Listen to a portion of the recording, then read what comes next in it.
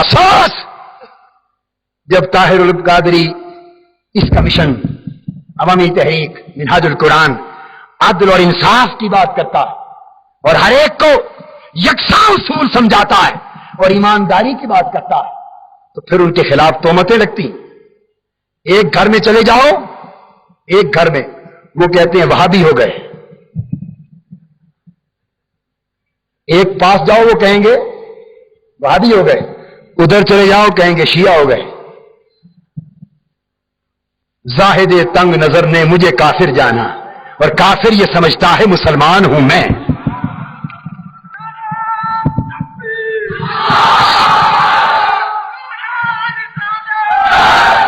ہمارا درد ہم نے بریلویت کے لیے صبح و شام اور زندگی کی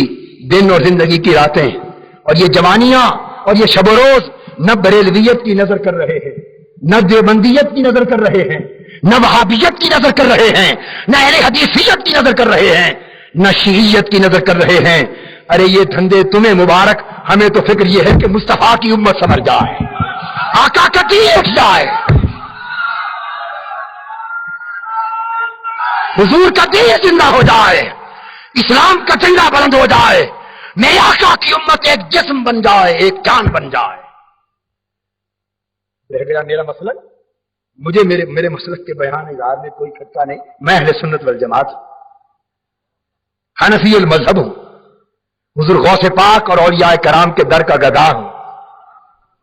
فقراء کے دروں کا جھاڑو دینے والا ہوں، اور سب سے بڑھ کر آقا دو جہاں کے گلیوں کا ادنا سے کتے کے تلوے چومنے والا ہوں۔ میرا تو مشرب یہ ہے، میرا تو مشرب یہ فقط یہ کہتا ہوں کہ لوگوں یہ وقت کب آئے گا جب تم فرقہ واریت کی جنگ سے نکل کر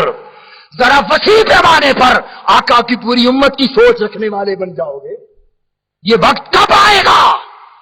جب تمہاری نظر ان جھگڑوں سے اٹھ کر پورے اسلام کو بلند کرنے کی طرف اٹھے گی؟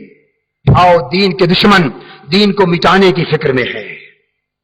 امریکی سامراج مسلمانوں کو ختم کرنے کی فکر میں ہے، روسی سامراج، اسرائیلی سامراج اور ہندو سامراج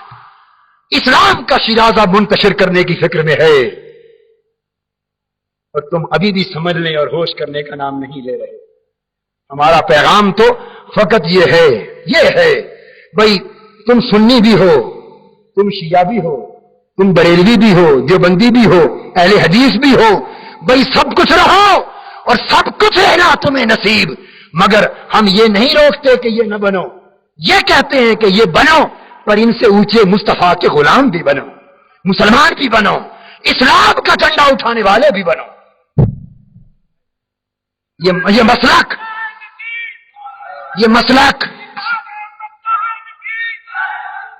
مسلک ندیاں ہیں، نالے ہیں، سنیت، شیعیت، بریلویت، دیوبندیت، اہل حدیثیت، یہ ندیاں نالے ہیں، ندیاں جو اسلام کے دریا سے پھوٹ کر تمہاری فصلوں اور کھیتیوں کو سیراب کر رہے ہیں۔ اگر سارے کے سارے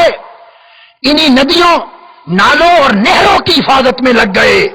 اور دریا کی فکر سب نے چھوڑ دی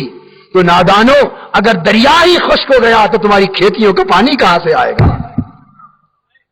ہمارا فکر فقط یہ ہے، ہم تمہیں ندیوں، نالوں اور نہروں کی تقسیم سے نہیں روکتے، اس سے نہیں روکتے، فقط اتنا کہتے ہیں کہ کچھ اس دریا کا بھی خیال کرو جس اسلام کے سبب ہم سب کچھ ہے، اس اسلام کے سبب ہم سب کچھ ہیں۔ تو میں عرض کر رہا تھا کہ اسلام کا تحفظ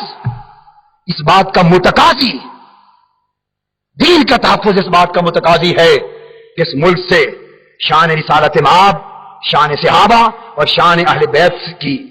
گستاخی کے تصور کو کلیتاً ختم کر دیا جائے۔ ادب اور احترام۔